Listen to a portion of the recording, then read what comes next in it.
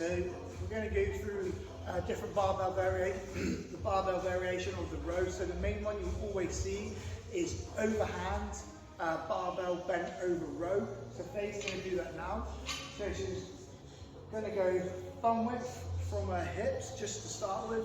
Again, it's not a law, we can change it to a little bit wider, it's a bit narrow depending on where you're feeling it on your back, so there's no right or wrong, it's just a starting position.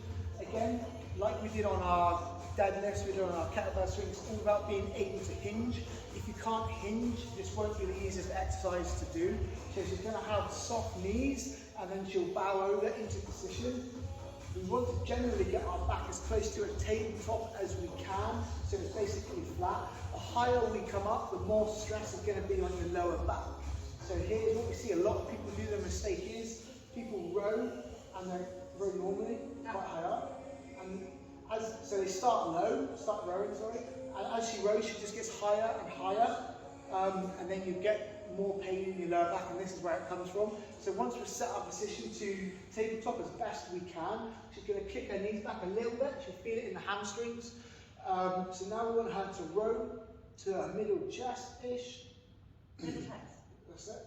So now again, you've got like an area of where you're going to row to from your sternum and below. Again, there's no one thing, depending on your arm length, people are going to row it to different positions. But again, it's about trial and error. There's no one perfect way to do every exercise. So she's found her width, so it's just about her sternum.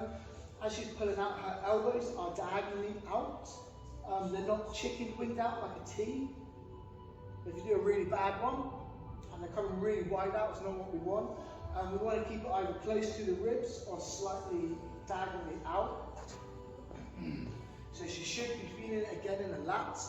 On the way up, she's going to try and, at the top, she's going to try and meet her elbows together. It's never going to happen, but it will help contract her rotator and shoulder blades a lot more, and she should feel it in the back, okay? So now she's going to change over, she's going to go underhand grip. Same thing, but this time she's going to row to her hip girdle, or where her hips start when she bends over on the hip crease. So she'll bow over as she hinges.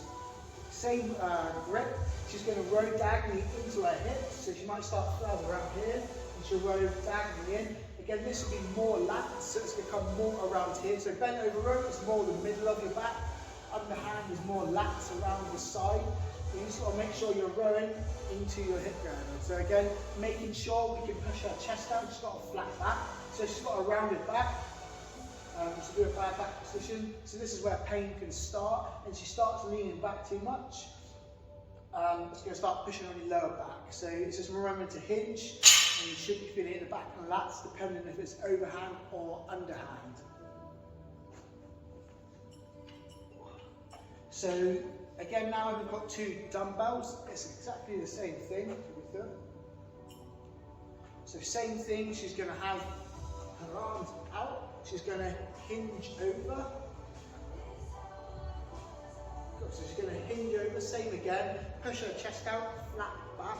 She's going to start with it outwards, and then she's going to turn inwards. So she goes over, she's just going to do 3 reps, so she's going to row inwards. Again, she's not flaring out, she's keeping that at a diagonal angle, and again, she should be feeling it in the back.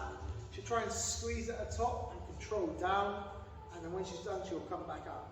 So again, they're all very similar variations, but it's all about not making sure our elbows flare out and it's tight towards our body and we're feeling it in the right places. So that is the barbell row variations.